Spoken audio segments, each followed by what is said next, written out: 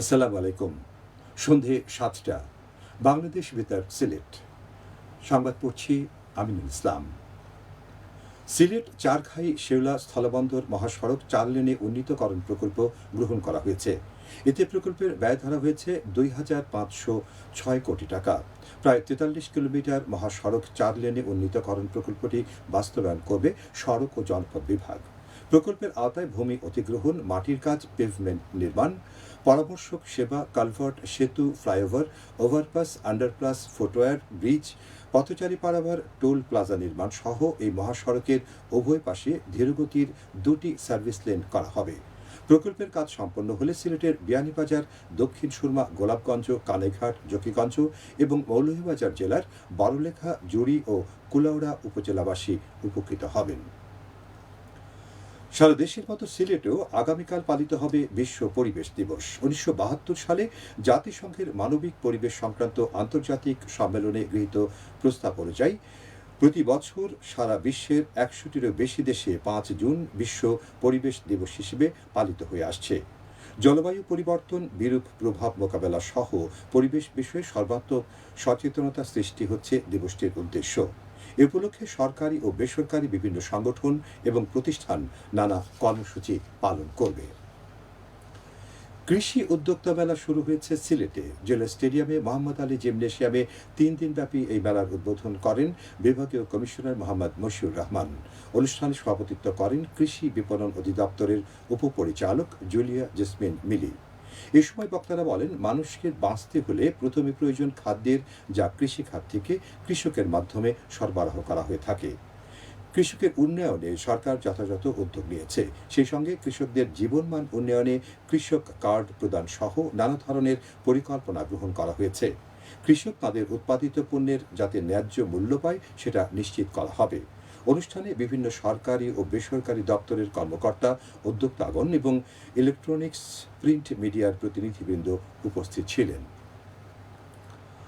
আইন শৃঙ্খলা সভা অনুষ্ঠিত হয়েছে আজ মৌলভীবাজারের রাজনগরে।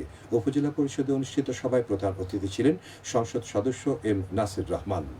সভায় বক্তারা বলেন, নারী ও শিশু নির্যাতন, মাদক, চাঁদাবাজি সহ সব ধরনের অপরাধের বিরুদ্ধে সরকার জিরো টলারেন্স ঘোষণা করেছে।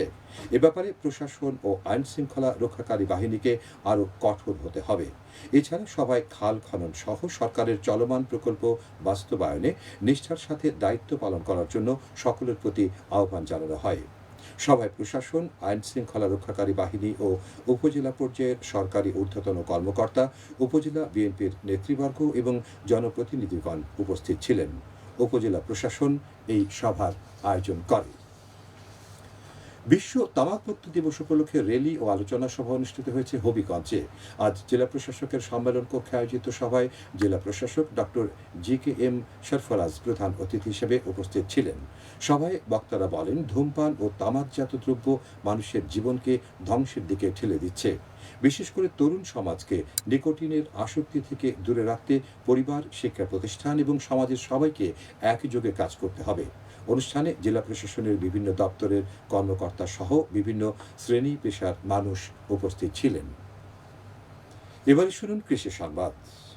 ক্লাইমেট স্মার্ট কৃষি প্রযুক্তি মেলা শুরু করা হয়েছে আজ সিলেটের জৈন্তাপুর উপজেলায়। কৃষি অফিস সংলগ্ন মাঠে উপজেলা কৃষি অফিসারের কার্যালয়ে কৃষি খাতে আধুনিক ও জলবায়ু সহনশীল প্রযুক্তির প্রসার ঘটাতে ৩ দিনব্যাপী এই মেলার আয়োজন করা হয়েছে। মেলায় ১৩টি স্টল অংশগ্রহণ করছে। মেলা চলাকালে কৃষকদের জন্য বিভিন্ন প্রযুক্তি বিষয়ক পরামর্শ, প্রশিক্ষণ ও সচেতনতামূলক কার্যক্রম পরিচালিত হবে। খেলার খবর, ক্রিকেট। ঈদের বন্ধের পর আজ থেকে আবারও মাঠে গড়িয়েছে প্রাইম ব্যাংক স্কুল ক্রিকেটের সিলেট জেলা পর্যায়ের খেলা। সিলেট আন্তর্জাতিক ক্রিকেট স্টেডিয়ামে গ্রাউন্ড 2-তে অনুষ্ঠিত বৃষ্টি বিঘ্নিত ম্যাচে শাহজালাল জামিয়া ইসলামিয়া ১৬ রানে জালালাবাদ ক্যান্টনমেন্ট বোর্ড হাই স্কুলকে পরাজিত করে। জেলা স্টেডিয়ামে দিনের অপর ম্যাচে ব্লুবার্ড হাই স্কুলকে ৬ উইকেটে হারিয়েছে সৈয়দ হাতিম আলী হাই স্কুল। সবশেষে আবহাওয়া। রাত ১টা পর্যন্ত পূর্বাভাসে বলা হয়েছে, সিলেট সহ পার্শ্ববর্তী এলাকায় আজ কোনো সতর্কবাণী নেই এবং কোনো সংকেতও দেখাতে হবে না। আজ সিলেটের সর্বোচ্চ তাপমাত্রা ছিল ৩২.৫ ডিগ্রি এবং সর্বনিম্ন ২৩.৩ ডিগ্রি সেলসিয়াস। বাতাসে আর্দ্রতা ছিল সকালে ৭৫ এবং সন্ধ্যায় ৮৮%। আগামীকাল সিলেটে সূর্যোদয় হবে ৫টা ২ মিনিটে এবং অস্ত যাবে ৬টা ৩৯ মিনিটে। সংবাদ শেষ হলো। আমাদের পরবর্তী স্থানীয় সংবাদ প্রচারিত হবে আগামীকাল সকাল ৮টা ১০ মিনিটে।